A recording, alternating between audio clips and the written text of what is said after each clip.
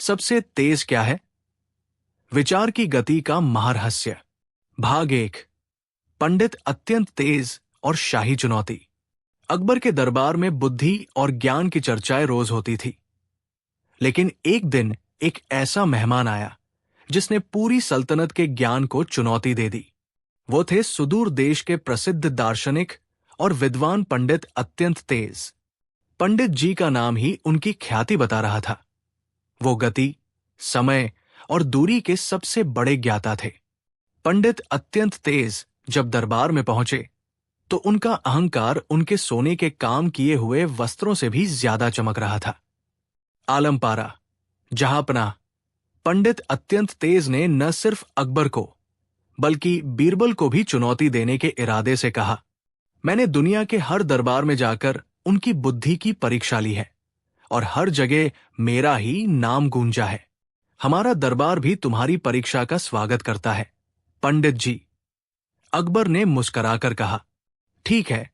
पंडित तेज ने अपनी आवाज को जोरदार बनाया, मेरी चुनौती बड़ी सरल है, लेकिन इसका उत्तर असंभव है।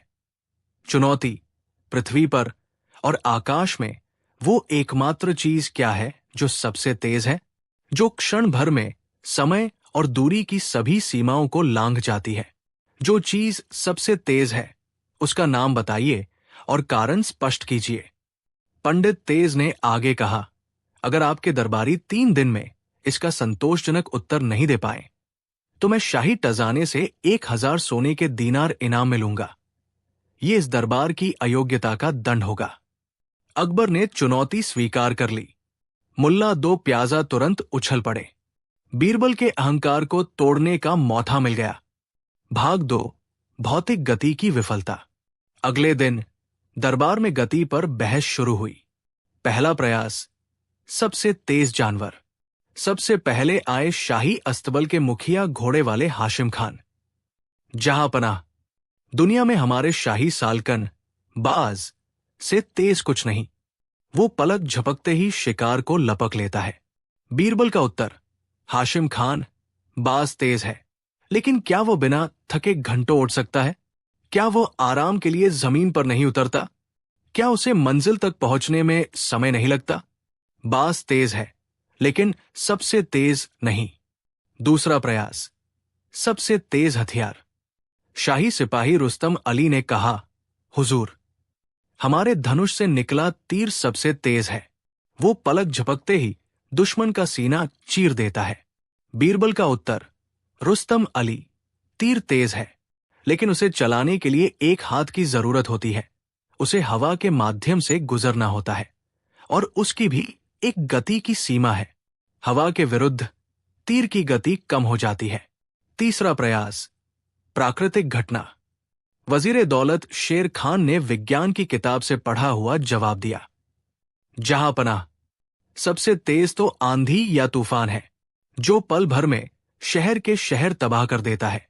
पंडित तेज का उत्तर, वजीर साहब, आंधी की भी अपनी गति होती है। उसे भी बनने और पहुंचने में समय लगता है। उसे मापा जा सकता है। आप आंधी को तेज कह सकते हैं, पर सबसे तेज नहीं। भाग 3। सैद्धांतिक गति की विफलता। दूसरे दिन दरबार ने भौतिक चीजों को छोड़कर सैद्धांतिक चीजों पर विचार किया। मुल्ला दो प्याजा का अहंकार। मुल्ला दो प्याजा ने कहा, जहांपनाह, अब मैं जवाब दूंगा। मैंने ज्ञान की किताबें पढ़ी हैं। दुनिया में सबसे तेज चीज है रोशनी, लाइट या बिजली। ये तो सबको पता है। पंडित तेज का समर्थन, हां, कम से कम किसी ने सही चीज का नाम लिया। रोशनी ही सबसे तेज है। ये 1 सेकंड में लाखों कोस का सफर तय कर लेती है। अकबर का निर्णय, मुल्ला, तुम्हें इनाम मिलेगा। यही सही उत्तर है। तभी बीरबल खड़े हुए। क्षमा करें जहांपनाह, लेकिन मुल्ला और पंडित जी दोनों गलत है। पंडित तेज भड़क उठे, क्या तुम रोशनी को भी नकारते हो? बीरबल का तर्क, रोशनी क्यों तेज नहीं? पंडित जी, रोशनी तेज है, लेकिन क्या ये सबसे तेज है? उत्पत्ति का समय, रोशनी को पहले बनना पड़ता है। दिया स्लाई जलाओ या सूरज उगाओ। उसे उत्पन्न होने में समय लगता है। माध्यम की जरूरत, रोशनी को यात्रा करने के लिए एक माध्यम, भले ही वो शून्य हो, की जरूरत होती है। उसे दूरी तय करनी पड़ती है। माप की सीमा, रोशनी की गति को मापा जा सकता है। जिस चीज को मापा जा सके उसकी सीमा होती है। मैं ऐसी चीज की बात कर रहा हूं जिसे न बनना पड़े, न यात्रा करनी पड़े और न मापा जा सके।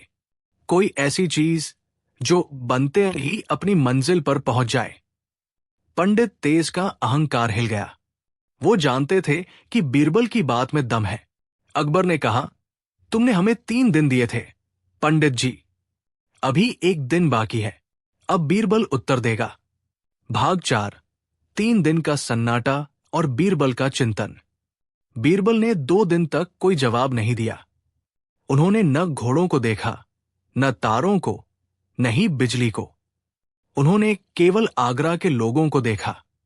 वो बाजार गए, जहां एक गरीब किसान को अचानक एक संदेश मिला कि उसके बेटे को पड़ोसी गांव में चोट लग गई है। बीरबल ने देखा कि संदेश पढ़ते ही किसान का चेहरा सफेद पड़ गया। किसान शारीरिक रूप से यही था, लेकिन उसका मन पल भर में उस दूर के गांव में पहुंच गया जहां उसका बेटा दर्द में था।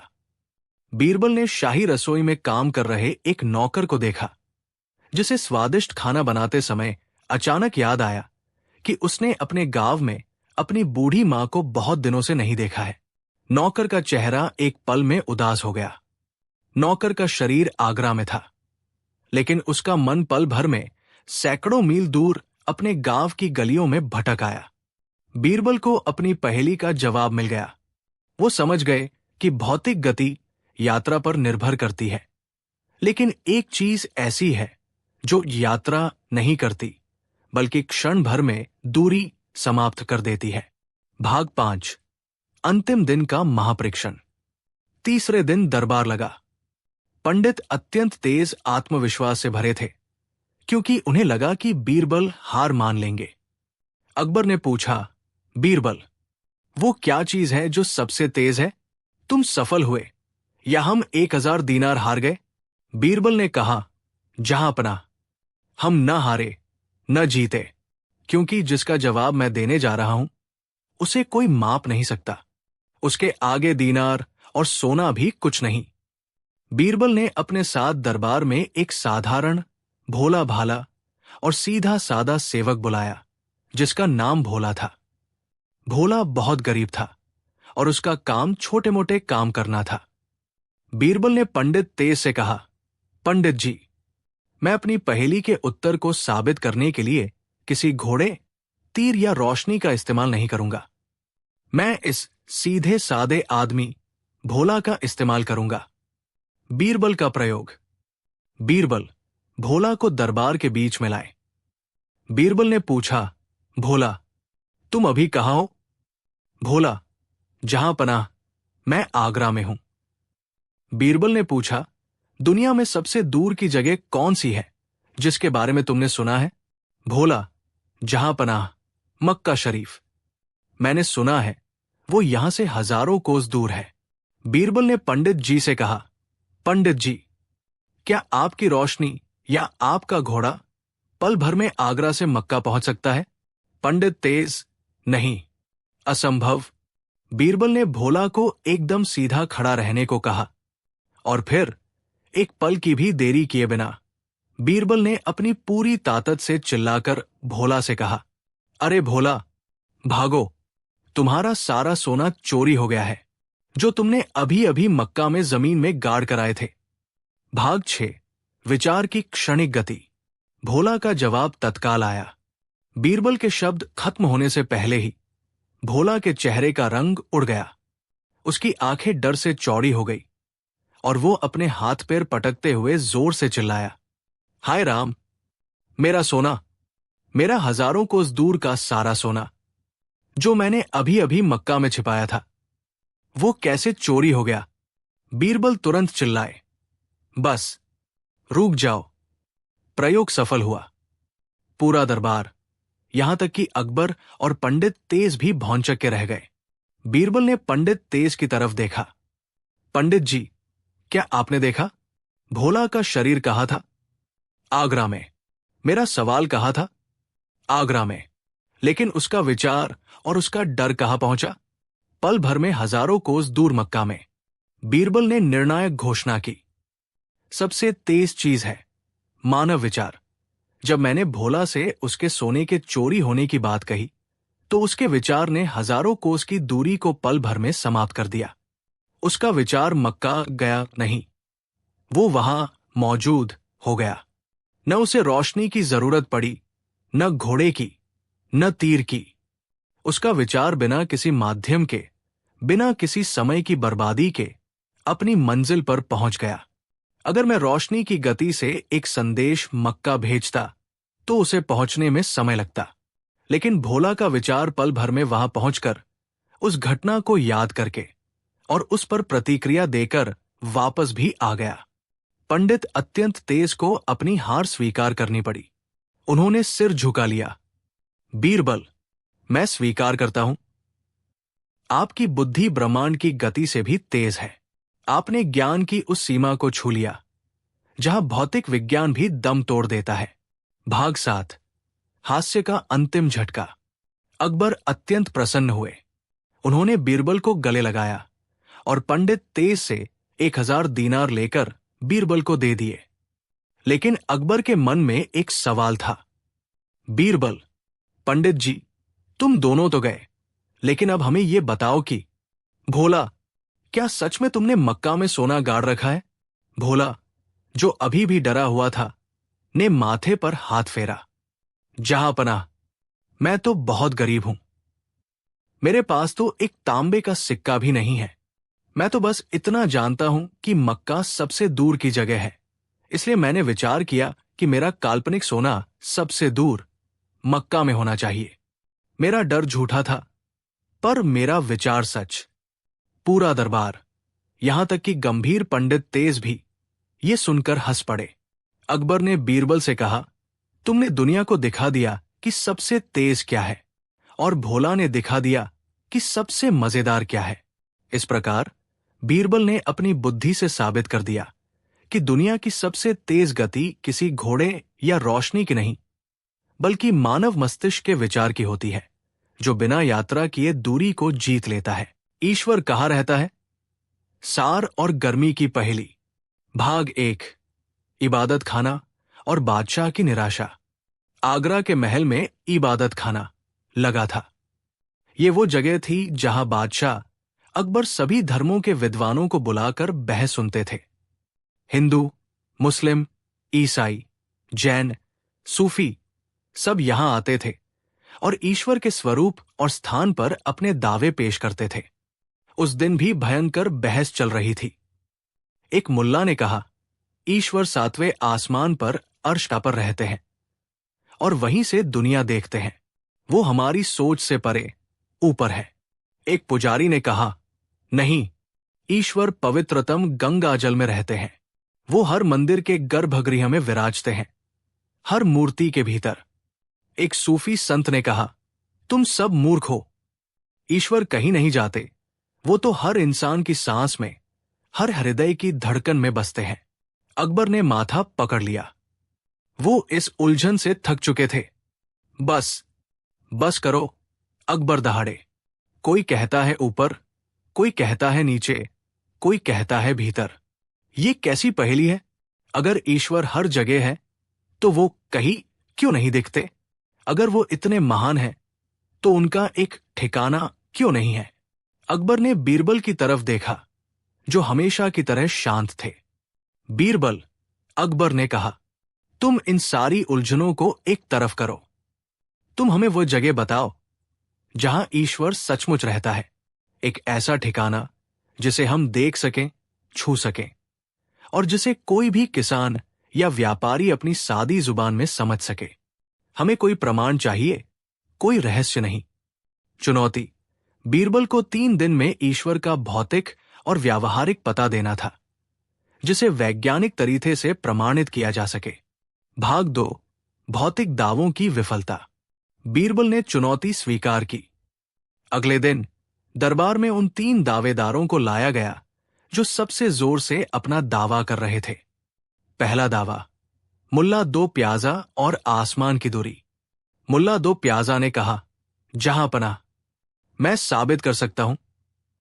ईश्वर दूर आसमान में रहते हैं, इसलिए वो महान है। बीरबल का परीक्षण, ठीक है मुल्ला जी, अगर वो ऊपर रहते हैं तो हमें उनकी जरूरत है। सल्तनत में अकाल पड़ा है, हम एक प्रार्थना पत्र भेजना चाहते हैं। जाओ और एक कागज पर ईश्वर का नाम लिखकर उसे आसमान में ऐसी जगह पहुंचाओ जहां कोई शक न रहे कि वो ईश्वर तक पहुंच गया। मुल्ला ने एक विशाल पतंग बनाई, उस पर ईश्वर का पता लिखकर एक नोट बांधा और पतंग को उड़ाया। मुल्ला ने बड़ी मेहनत की, लेकिन पतंग थोड़ी ऊपर जाकर हवा में गोते खाने लगी। रस्सी टूट गई और पतंग कूड़े के ढेर में जा गिरी। बीरबल का निष्कर्ष, मुल्ला जी, ईश्वर अगर इतने दूर है कि उनका पता भेजने के लिए हमें धागे और हवा की जरूरत पड़े और फिर भी वो न पहुंच पाए, तो वो आम आदमी के लिए किसी काम के नहीं। ईश्वर बहुत दूर है, इसलिए वो यहां नहीं है। मुल्ला शर्मिंदा होकर सिर झुका लिए। दूसरा दावा, पंडित देव शर्मा और हृदय की अमूर्तता। एक बहुत बड़े विद्वान पंडित देव शर्मा ने कहा, नहीं, ईश्वर तो हर जीव के हृदय में बसते हैं, उन्हें ढूंढने के लिए पहाड़ या आसमान में जाने की जरूरत नहीं। ये सही पर अमूर्त जवाब था। बीरबल का परीक्षण, पंडित जी, आप सही कहते हैं, ईश्वर प्रेम है और प्रेम हृदय में है, लेकिन मुझे एक किसान के हृदय में ईश्वर को दिखाइए। वो किसान जो अभी अभी बाजार से आया है और जिसने अपने अनाज का दाम कम मिलने पर झगड़ा किया है, उसका हृदय तो अभी लालच और तुस्से से भरा है। क्या आप हमें दिखा सकते हैं कि उस झगड़ालू हृदय के किस कोने में ईश्वर बैठे हैं? पंडित जी ने हकलाकर कहा, वो तो ध्यान और भक्ति से दिखते हैं। बीरबल का निष्कर्ष, पंडित जी, जिसका पता देने के लिए हमें पहले ध्यान लगाना पड़े और फिर भी वो सिर्फ महसूस हो, वो पता नहीं है, वो एक अनुभव है। ईश्वर बहुत अमूर्त है, इसलिए वो यहां नहीं है। भाग 3, ईश्वर का नया पता, एक सरल रूपक। बीरबल ने देखा कि हर कोई ईश्वर को या तो इतना दूर बता रहा है कि वो पहुंच से बाहर है, या इतना छिपा हुआ कि वो दिखाई ही नहीं देते। बीरबल को पता था कि ईश्वर का पता ऐसा होना चाहिए कि वो हर जगह हो, पर फिर भी आसानी से दिख जाए। बीरबल ने 3 दिन का समय लिया। वो दरबार छोड़कर गांव चले गए और वहां बैठकर लोगों को देखा। वे दूध निकालते थे, दही बनाते थे और फिर उसे मथकर घी बनाते थे। बीरबल ने अपनी योजना बनाई। उन्होंने गांव के मुखिया से एक विशाल, सूखा, पुराना बरगद का तना, पिलर ऑफ वुड, मंगवाया। बीरबल की तैयारी। बीरबल दरबार में वापस आए और अपने साथ एक सेवक को लाए। सेवक के हाथ में एक छोटा, चमकदार पीतल का कटोरा था, जो ताजे, शुद्ध, सुनहरे देसी घी से भरा था। बीरबल ने घोषणा की, जहां पनाह, मुझे ईश्वर का पता मिल गया है, वो यही हमारे साथ मौजूद थे। बीरबल ने सेवक से कहा कि वो इस कटोरे में से एक चम्मच घी ले। सेवक ने ऐसा ही किया। बीरबल ने फिर सेवक से कहा कि वो जाकर उस एक चम्मच घी को चुपचाप, किसी को बताए बिना, उस विशालकाय, सूखे बरगद के तने के सबसे सूखे और बीच वाले हिस्से में किसी छोटी दरार में छुपा दे। सेवक ने आज्ञा का पालन किया और तने को फिर से दरबार में ले आया। भाग 4, घी की पहेली और ईश्वर का ठिकाना। बीरबल दरबार में खड़े थे। उनके सामने वो विशाल, सूखा बरगद का तना था। बीरबल ने उस घी के कटोरे की तरफ इशारा किया, जिसमें अब सिर्फ थोड़ा सा घी बचा था। जहां पनाह, इस कटोरे में दुनिया का सबसे शुद्ध और उपयोगी सार था, घी। ये गाय के दूध का सार है, जो किसान की मेहनत का सार है और जीवन का पोषण है। अब ये चला गया। जहां पनाह, बीरबल ने उस विशाल बरगद के तने की तरफ इशारा किया। उस एक चम्मच घी को मैंने इस सूखे, कठोर, विशाल तने के भीतर छिपा दिया है। अब ये तना ही ईश्वर का ठिकाना है। मुल्ला दो प्याजा हंसते हंसते लोटपोट हो गए। क्या ईश्वर एक सूखे मरे हुए पेड़ के तने में रहते हैं? हा हा, तुम मजाक कर रहे हो। बीरबल बीरबल ने मुल्ला की उपेक्षा की। जहांपनाह, मैं अपनी चुनौती साबित करता हूं। बीरबल की चुनौती?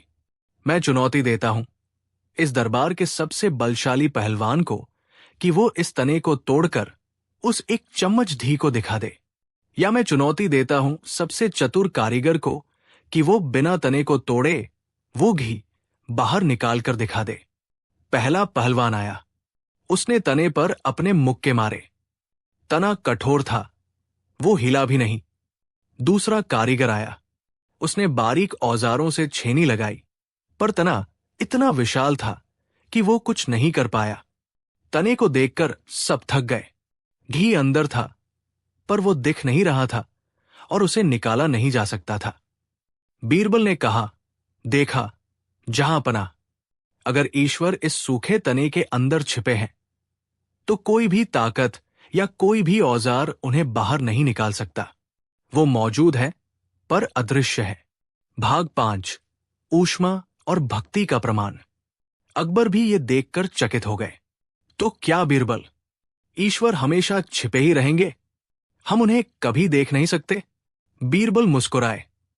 नहीं जहांपनाह, उन्हें देखा जा सकता है, लेकिन उन्हें देखने के लिए ताकत या औजार की नहीं, बल्कि गर्मी की जरूरत होती है। बीरबल ने आदेश दिया कि उस विशाल बरगद के तने के चारों ओर सूखी लकड़ियों से एक बड़ी आग जलाई जाए। पूरे दरबार में उत्सुकता थी। आग जल उठी। तना धीरे धीरे गर्म होने लगा। जैसे जैसे आग की गर्मी तने के भीतर पहुंची, एक चमत्कार हुआ। उस तने की सूखी सतह पर सोने की पहली बूंद दिखने लगी। फिर दूसरी, फिर तीसरी। वो छिपा हुआ घी गर्मी पाकर, पिघलकर तने की दरारों से बाहर रिसने लगा। थोड़ी ही देर में तने के चारों ओर घी की वो छोटी सी धार दिखाई देने लगी जो चमक रही थी। बीरबल ने घोषणा की, जहांपनाह, ईश्वर यही रहते हैं, अब उन्हें देखिए। भाग 6, अंतिम निष्कर्ष और ज्ञान का सार। बीरबल ने अब अपना निष्कर्ष सबके सामने रखा। ईश्वर का पता यह है, ईश्वर हर जगह मौजूद है। जहांपनाह, ये तना दुनिया है और घी ईश्वर का सार है। ईश्वर हर कठोर, हर सूखे, हर बेजान चीज में मौजूद है।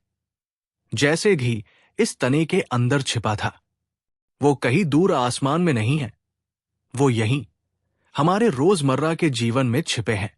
ईश्वर शक्ति से नहीं मिलते। कोई भी ताकतवर पहलवान या कारीगर उन्हें नहीं निकाल पाया। आप ताकत से ईश्वर को पा नहीं सकते। ईश्वर प्रेम की गर्मी से मिलते हैं।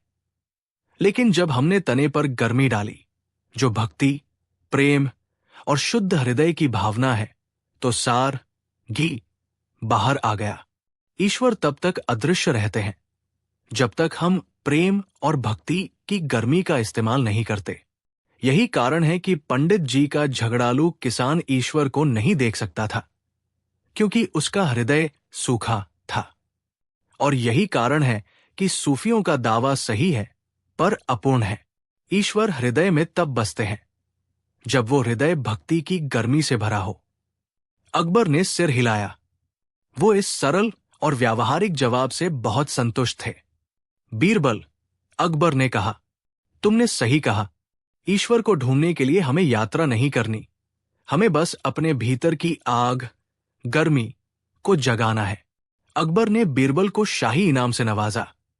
और मुल्ला दो प्याजा, अकबर ने उन्हें सजा दी कि वो शाही रसोई में जाकर सारे बर्तनों को ये कहकर धोए कि ईश्वर हर बर्तन के सार में रहते हैं। इस प्रकार बीरबल ने साबित कर दिया कि ईश्वर का पता किसी मंदिर या मक्का में नहीं, बल्कि हर जगह मौजूद जीवन के सार में है, जिसे केवल प्रेम और समर्पण की ऊष्मा से ही महसूस किया जा सकता है। मीठी बातें, चापलूसी की जहरीली मिठास। भाग 1, सुखवचन दास का आगमन और मिठास का साम्राज्य। आगरा के शाही दरबार में हमेशा से ही चापलूसों की भीड़ लगी रहती थी। लेकिन एक दिन एक ऐसा दरबारी आया जिसने मीठी बातों के पूरे खेल को एक नए स्तर पर पहुंचा दिया। उसका नाम था सुखवचन दास। सुखवचन दास केवल चापलूसी नहीं करता था, वो चापलूसी का विज्ञान जानता था। वो जानता था कि किस शब्द का प्रयोग कब और कहाँ करना है ताकि वह सीधे बादशाह के अहंकार को सहलाए। जैसे ही सुखवचन दास दरबार में आता, वो अकबर की प्रशंसा में ऐसी बातें कहता कि दरबारी मंत्रमुग्ध हो जाते।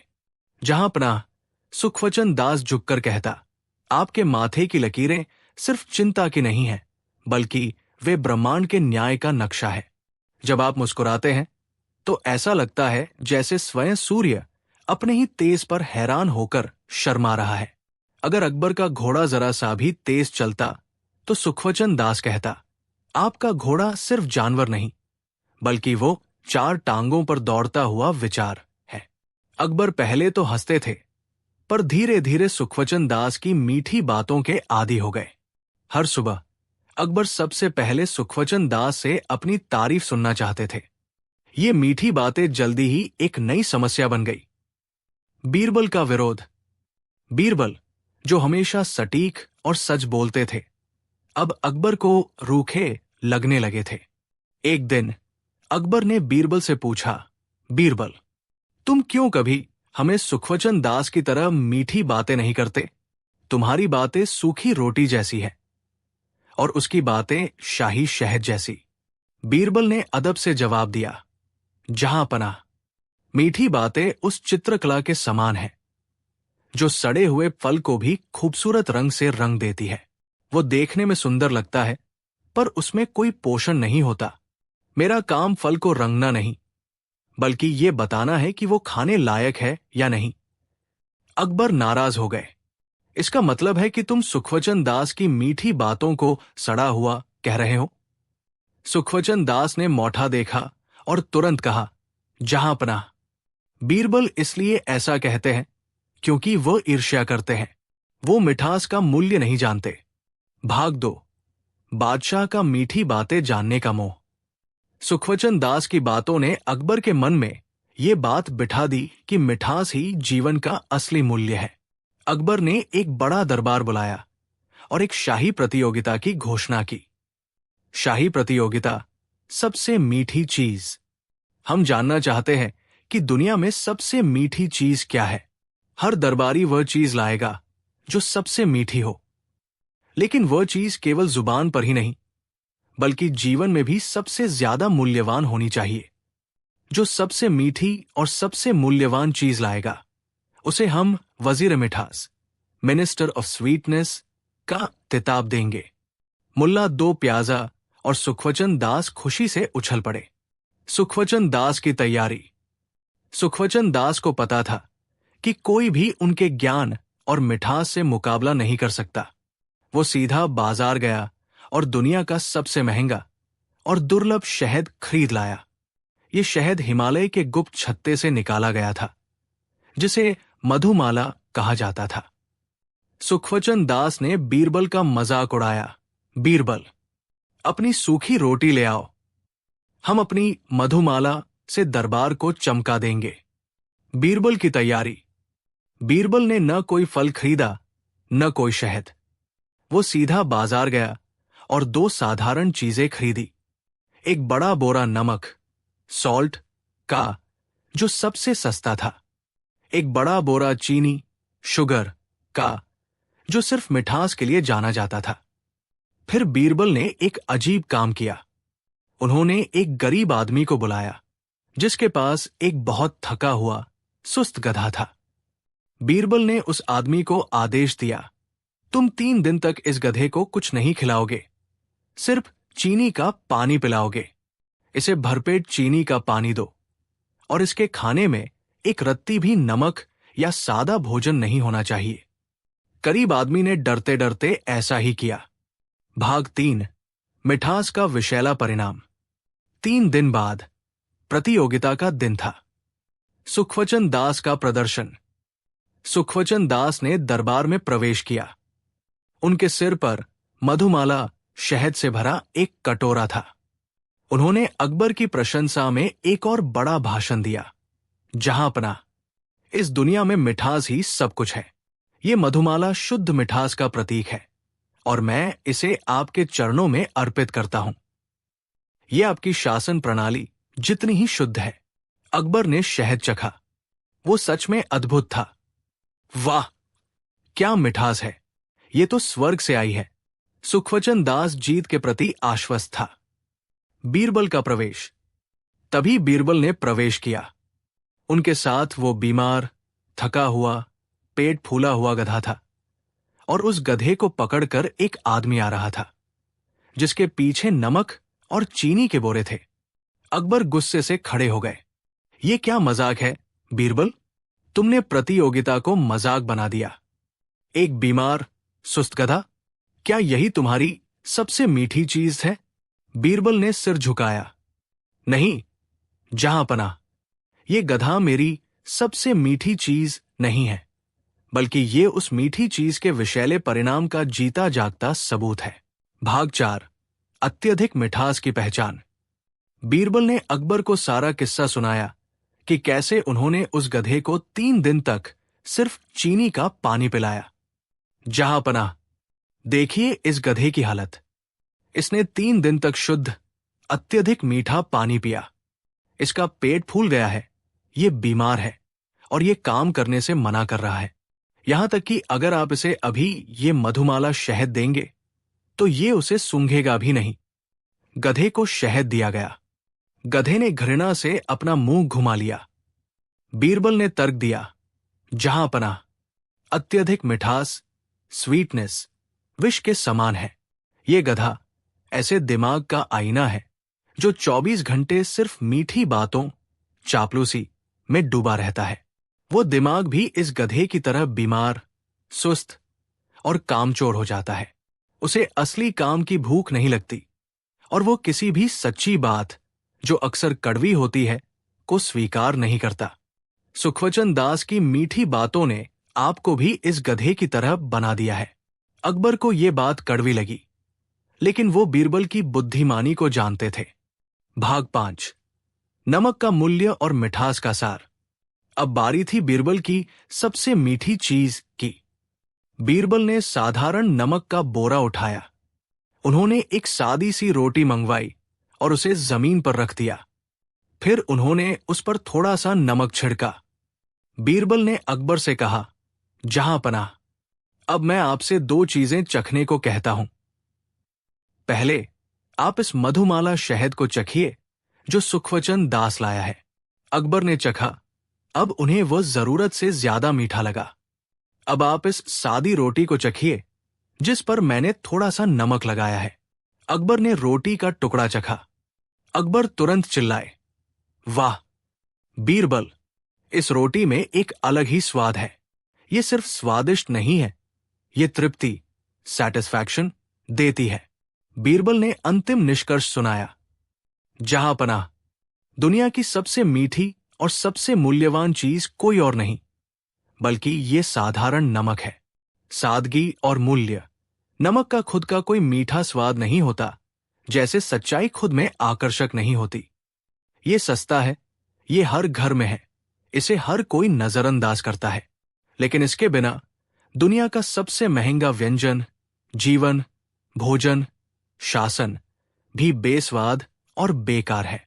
जीवन का पोषण, शहद, चापलूसी सिर्फ स्वाद देता है, पोषण नहीं। लेकिन नमक, सच्चाई, हर चीज को पोषक और उपयोगी बनाता है। नमक भोजन को सड़ने से बचाता है, जैसे सच्चाई आपके शासन को भ्रष्ट होने से बचाती है। सुखवचन दास ने मिठास को ही मूल्य मान लिया, लेकिन मैंने मूल्य को ही मिठास मान लिया। इसलिए सबसे मीठी चीज वह है जो जीवन को मूल्यवान बनाती है, और वो है नमक जैसी सच्ची, कठोर लेकिन आवश्यक बात। भाग 6, मीठी बातों का अंत और न्याय। अकबर को अपनी गलती का एहसास हुआ। उन्होंने सुखवचन दास की तरफ देखा, जिसका मुंह शर्म और डर से उतर गया था। सुखवचन दास, अकबर ने दहाड़ कर कहा, तुम्हारी मधुमाला आज से दरबार में नहीं आएगी। तुम्हारी मीठी बातें इस बीमार गधे के लिए विष बन गई। तुम अब हमारे दरबार में रहोगे, पर तुम्हें चापलूसी करने की सख्त मनाही है। अकबर ने सुखवचन दास को सजा दी। तुम्हारी सजा यह है कि तुम 1 महीने तक इस बीमार गधे की सेवा करोगे।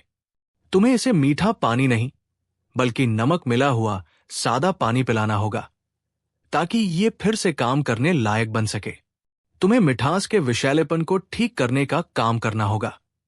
अकबर ने बीरबल को गले लगाया और वजीर मिठास का खिताब दिया।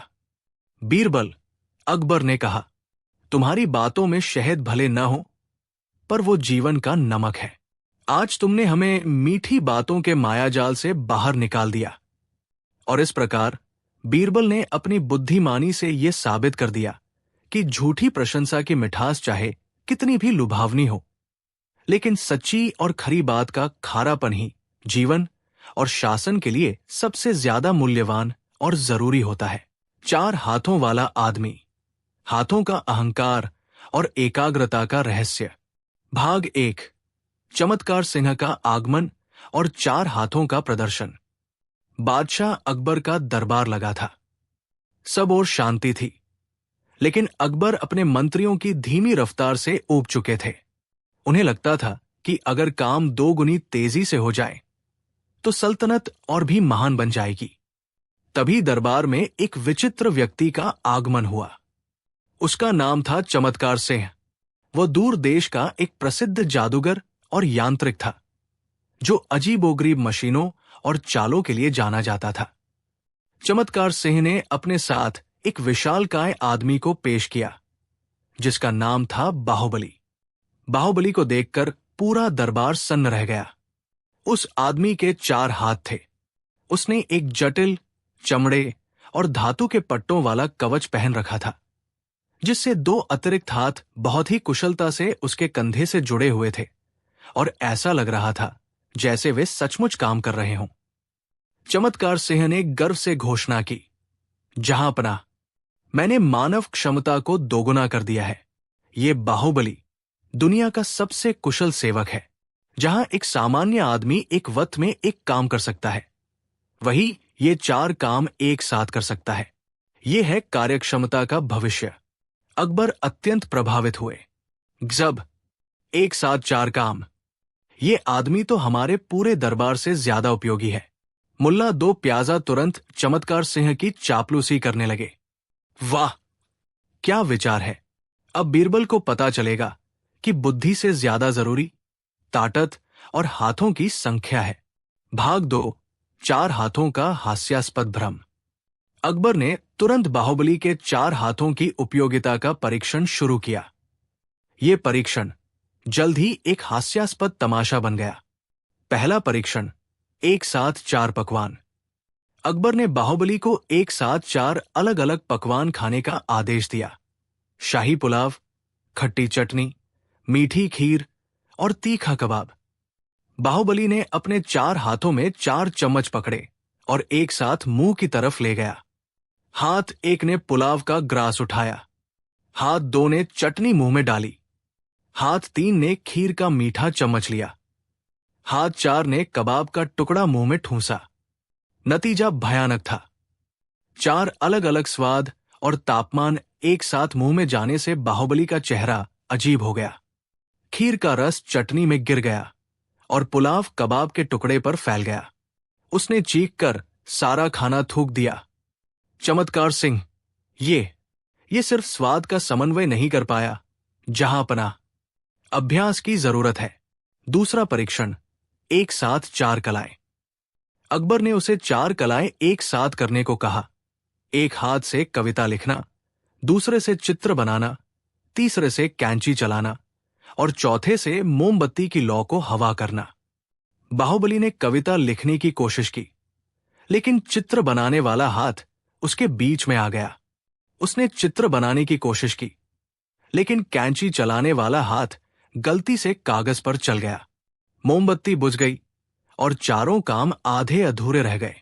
अकबर, चमत्कार सिंह, ये तो 2 गुना तेज नहीं, बल्कि 4 गुना ज्यादा गलतियां कर रहा है। बीरबल, जो चुपचाप बैठे थे, मुस्कराए। जहांपनाह, हाथ तो 4 है, लेकिन दिमाग तो एक ही है। एक दिमाग एक साथ 4 अलग अलग आदेशों को सफलतापूर्वक नहीं दे सकता। भाग 3, बीरबल की चुनौती, असली उपयोगिता का प्रश्न। चमत्कार सिंह को यह बात बिल्कुल अच्छी नहीं लगी। उसे लगा कि बीरबल उसकी यांत्रिक कला को नीचा दिखा रहा है। चमत्कार सिंह ने अहंकार से कहा, बीरबल, तुम्हारी बुद्धि सिर्फ शब्दों का खेल है। तुम एक शरीर की ताकत और क्षमता को नहीं समझते। मैं तुम्हें चुनौती देता हूं। तुम हमें एक ऐसा काम बताओ जहां 4 हाथ सचमुच जरूरी हों, और अगर ये काम बाहुबली सफलतापूर्वक कर दे तो तुम्हें मानना होगा कि 4 हाथ तुम्हारी एक बुद्धि से ज्यादा मूल्यवान है। अकबर ने इस चुनौती को स्वीकार किया। ठीक है बीरबल, 5 दिन का समय लो। अगर तुम बाहुबली के 4 हाथों को सार्थक रूप से उपयोगी नहीं बना पाए तो तुम्हें चमत्कार सिंह का शिष्य बनकर 4 हाथ लगाने का अभ्यास करना होगा। बीरबल ने चुनौती स्वीकार की और 5 दिन का समय मांगा। बीरबल की तैयारी। बीरबल जानते थे कि समस्या हाथों में नहीं, बल्कि फोकस में है। 4 हाथ उपयोगी तब होते हैं जब वे एक ही लक्ष्य के लिए एक ही दिमाग के द्वारा पूर्ण एकाग्रता के साथ काम करें। बीरबल ने बाजार से 2 चीजें खरीदी, एक विशाल, भारी और अत्यधिक नाजुक आईना, दर्पण, जो जरा सा हिलने पर टूट जाता। जमीन पर रखने के लिए एक बहुत पतला, संकरा और कमजोर लकड़ी का तख्ता। भाग 4, एकाग्रता का महापरीक्षण। 5वें दिन दरबार में भारी भीड़ थी। आईना और लकड़ी का तख्ता बीच में रखे थे। बीरबल ने समझाया, चमत्कार सिंह, आपका बाहुबली इस नाजुक आईने को इस पतले तख्ते के ऊपर से बिना एक भी कदम लड़खड़ाए दूसरे कोने तक ले जाएगा। यह काम इसलिए मुश्किल है क्योंकि आईना भारी है और उसे चारों कोनों पर बराबर पकड़ की जरूरत है, और तख्ता संकरा है जिसके लिए अत्यधिक एकाग्रता चाहिए। बाहुबली का प्रयास। बाहुबली ने अपने चारों हाथों से आईने को उठाया। हाथों की पकड़ सही थी। वो तख्ते पर चढ़ गया, लेकिन जैसे ही उसने पहला कदम बढ़ाया, उसके मन ने 4 अलग अलग दिशाओं में काम करना शुरू कर दिया। एक हाथ ने सोचा, थोड़ा ऊपर उठाओ। दूसरे हाथ ने सोचा, जरा दाईं तरफ झुकाओ। तीसरे हाथ ने सोचा, तेजी से चलो। चौथे हाथ ने सोचा, धीरे, संतुलन रखो। परिणाम तुरंत सामने आया। हाथों में तालमेल टूट गया। बाहुबली का शरीर कांपने लगा। उसके चारों हाथ आईने को अपनी अपनी तरह से बचाने की कोशिश करने लगे, जिससे आईना और ज्यादा हिलने लगा। वो लड़खड़ाया और आईना जमीन पर गिरने ही वाला था कि चमत्कार सिंह ने झपट कर उसे बचा लिया। बाहुबली पसीने से तर और बुरी तरह से थका हुआ था। 4 हाथ एक दूसरे के दुश्मन बन गए थे। चमत्कार सिंह, ये सिर्फ एक कठिन कार्य था। भाग 5, बीरबल का समाधान। एक मन, 4 हाथ। बीरबल ने हस्तक्षेप किया। उन्होंने कहा, चमत्कार सिंह, 4 हाथ बेकार नहीं है, लेकिन उन्हें चलाने वाला एक मन, सिंगल माइंड, बेकार है जो खुद से ही लड़ रहा हो। बीरबल ने 2 साधारण, मजबूत और शांत सैनिकों को बुलाया जिनके नाम राम और श्याम थे। उनके पास कुल 4 हाथ थे। बीरबल ने सैनिकों से कहा, तुम दोनों आईना उठाओगे, लेकिन तुम अपने मन का प्रयोग नहीं करोगे। तुम दोनों केवल उस छोटे बच्चे की आवाज सुनोगे जिसे मैं तुम्हारा एकमात्र मस्तिष्क, सिंगल ब्रेन, घोषित करता हूं। बीरबल ने दरबार के एक छोटे, शांत और समझदार बच्चे को बुलाया। बीरबल ने बच्चे से कहा, तुम्हारा काम सिर्फ एक आदेश देना है, और वह भी एक बार में। या तो रुको, चलो, या बराबर उठाओ। राम और श्याम ने आईना उठाया। बच्चे ने आदेश दिया, धीरे, चलो। राम और श्याम दोनों का शरीर अलग था, दिमाग अलग था, लेकिन उनके कान में एक ही आदेश एकाग्रता गूंज रहा था। उनके चारों हाथ एक साथ पूर्ण तालमेल के साथ चले। बच्चे ने अगला आदेश दिया, तख्ता पार करो। दोनों सैनिकों ने पूरी एकाग्रता के साथ एक ही ताल में तख्ते को पार कर लिया। आईना सुरक्षित दूसरे कोने पर पहुंच गया। भाग 6, बुद्धिमानी की जीत और हाथों का सच। बीरबल ने विजयी मुस्कान के साथ अकबर को संबोधित किया। जहांपनाह, मैंने साबित कर दिया कि 4 हाथ उपयोगी है, लेकिन वे तभी उपयोगी होते हैं जब वे एक अटूट और एकाग्र आदेश, फोकस का पालन करें। बाहुबली विफल हुआ क्योंकि उसका एक दिमाग एक साथ 4 अलग अलग हाथों को 4 अलग अलग विरोधाभासी निर्देश दे रहा था, जिससे अराजकता फैल गई। राम और श्याम सफल हुए क्योंकि उनके 2 दिमागों को एक बाहरी, शांत और एकाग्र दिमाग, बच्चे द्वारा नियंत्रित किया गया। बीरबल का अंतिम निष्कर्ष, श्रेष्ठता हाथों की संख्या में नहीं, बल्कि मन की एकाग्रता में है। 4 हाथ अगर एक ही आदेश पर काम करें तो वे 2 गुनी तेजी से काम करते हैं, लेकिन 4 हाथों को अगर एक उलझा हुआ मन निर्देश दे तो वे सिर्फ 4 गुना ज्यादा गलती करते हैं। चमत्कार सिंह का अहंकार चूर चूर हो गया। उसने स्वीकार किया कि बीरबल की बुद्धि उसके यांत्रिक ज्ञान से कहीं ज्यादा महान थी। अकबर बीरबल की इस बुद्धिमानी पर अत्यंत प्रसन्न हुए। अंतिम हास्य, अकबर ने चमत्कार सिंह को सजा दी। तुम्हें अपने उस 4 हाथों वाले उपकरण का प्रयोग अगले 1 महीने तक सिर्फ हमें हवा करने के लिए करना होगा, और तुम्हें यह काम इस तरह करना होगा कि हवा एक ही ताल में हमें लगे। चमत्कार सिंह बेचारा अपने उस भारी भरकम उपकरण को लेकर 4 पंखों से अकबर को बेतरतीब तरीके से हवा करता रहा। कभी एक पंखा तेज चलता तो कभी दूसरा रुक जाता। ये देखकर पूरा दरबार हंसता रहा, क्योंकि 4 हाथों की विफलता का वो सबसे मजेदार उदाहरण था। और बीरबल, उन्होंने साबित कर दिया कि विचार की शक्ति हमेशा मांसपेशियों की ताकत से बड़ी होती है। आदमी 1, रूप 3, मूल्य का भ्रम और जरूरत की कसौटी। भाग 1, ज्ञान गर्व आचार्य और मूल्य की बहस। आगरा के दरबार में एक प्रसिद्ध और घमंडी दार्शनिक ज्ञान गर्व आचार्य का आगमन हुआ। आचार्य जी अपनी ज्ञान श्रेष्ठता पर इतना गर्व करते थे कि वो हर इंसान के मूल्य को उसके ज्ञान के आधार पर मापते थे। एक दिन दरबार में इंसान के मूल्य पर बहस छिड़ गई। आचार्य ज्ञान गर्व ने दृढ़ता से कहा, जहांपनाह, एक इंसान का सबसे मूल्यवान रूप उसका विद्वान, स्कॉलर रूप होता है। ज्ञान शाश्वत है, जबकि अन्य रूप जैसे राजा, पिता या सिपाही अस्थायी है। अकबर उलझन में पड़ गए। लेकिन आचार्य जी, मैं राजा भी हूं और पिता भी। अगर मेरे साम्राज्य पर हमला हो जाए तो मेरा राजा का रूप ज्यादा जरूरी है। अगर मेरा बेटा बीमार हो जाए तो मेरा पिता का रूप ज्यादा जरूरी है। तो मेरा सबसे मूल्यवान रूप कौन सा है? आचार्य ने जवाब दिया, आपका राजा का रूप सबसे श्रेष्ठ है, क्योंकि ये लाखों लोगों को प्रभावित करता है। पिता का रूप तो महज एक निजी संबंध है। बीरबल, जो ये सब सुन रहे थे, खड़े हुए। क्षमा करें जहांपनाह और आचार्य जी, इंसान का मूल्य किसी पद या नाम में तय नहीं होता।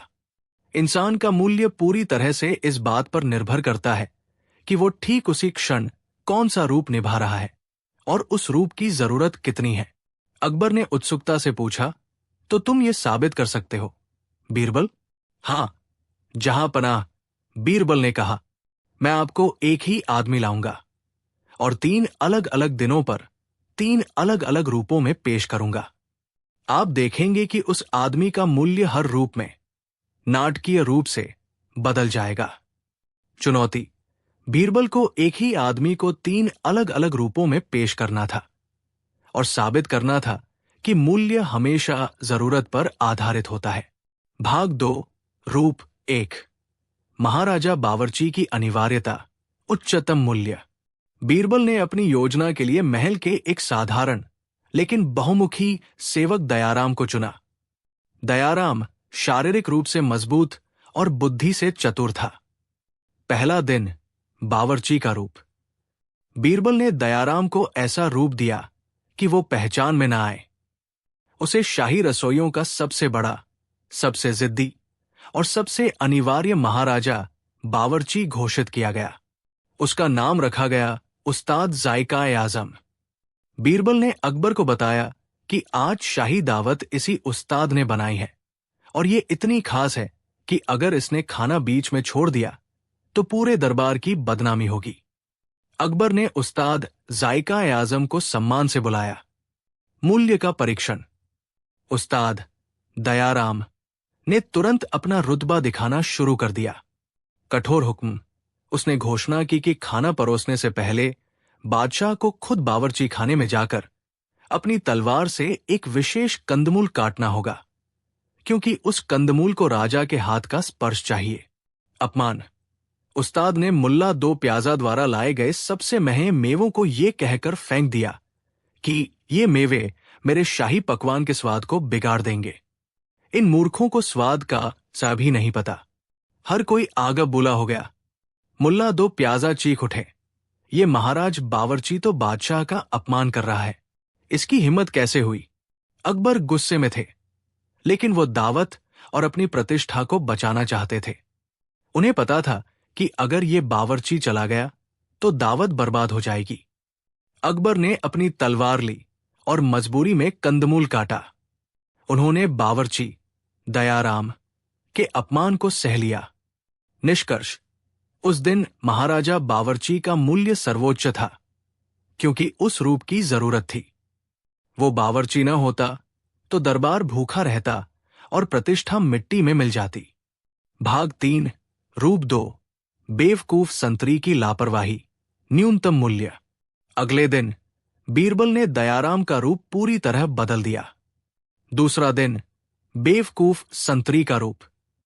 दयाराम को एक पुराना फटा हुआ सिपाही का कवच पहनाया गया और उसे महल के सबसे जरूरी दरवाजे पर सबसे निचले दर्जे का बेवकूफ संतरी बनाकर खड़ा कर दिया गया। उसका नाम रखा गया फजूल खान। बीरबल ने अकबर को बताया कि यह संतरी बहुत ही लापरवाह है और इसे यहां सिर्फ औपचारिकता के लिए रखा गया है। मूल्य का परीक्षण। अकबर अपनी जरूरी बैठक के लिए दरवाजे से गुजर रहे थे। लापरवाही। फजूल खान दयाराम अपनी बंदूक को संभाल नहीं पाया और वो नीचे गिर गई। फिर उसने दरवाजे की कुंडी लगाने में इतनी देर लगाई कि एक महत्वपूर्ण दूत इंतजार करता रहा। भारी चूक। जब अकबर बैठक में थे तो फजूल खान जोर जोर से खर्राटे लेने लगा। इसी बीच मुल्ला दो प्याजा चुपके से महल के गलियारों में घुसकर शाही दस्तावेजों को देखने की कोशिश करने लगे। एक छोटी लेकिन गंभीर सुरक्षा चूक। अकबर का ध्यान भंग हुआ और उन्होंने संतरी की तरफ देखा। उसे खर्राटे लेते देख और मुल्ला की घुसपैठ देखकर अकबर आगब बुला हो गए। ये मूर्ख, ये हमारी सुरक्षा के लिए खतरा है, इसकी क्या जरूरत है? ये तो बेकार है, इसे तुरंत यहां से हटाओ और इसे 20 कोड़े लगाओ। निष्कर्ष, उस दिन बेवकूफ संतरी का मूल्य शून्य था।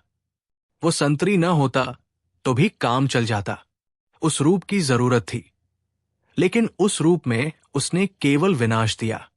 भाग 4, रूप 3, सत्यवादी कहानीकार का कठोर ज्ञान, आवश्यक मूल्य। तीसरे दिन बीरबल ने दयाराम को एक और ही रूप दिया। तीसरा दिन, सत्यवादी कहानीकार का रूप। दयाराम को एक साधु जैसा गंभीर और रहस्यमय सत्यवादी कहानीकार का रूप दिया गया, जो दूर देश से आया था। उसका नाम था बाबाजी अलख। बीरबल ने अकबर को बताया कि बाबाजी अलख सिर्फ कठोर, कड़वी लेकिन सच्ची कहानियां सुनाते हैं, जो किसी को अच्छी नहीं लगती। मूल्य का परीक्षण। बाबाजी अलख दयाराम ने कहानी सुनानी शुरू की। कहानी अकबर के शासन के बारे में थी, लेकिन संकेतों और रहस्यों में। कड़वी कहानी। कहानी में एक महान राजा था जो सोने और मीठी बातों को इतना पसंद करता था कि उसने अपने राज्य के नमक के कुएं को बंद करवा दिया। संकेत: बीरबल की पिछली कहानी। राजा के चापलूसों ने उसे बताया कि राज्य में सब ठीक है, जबकि जनता को रोटी में नमक नहीं मिल रहा था। राजा का गुस्सा।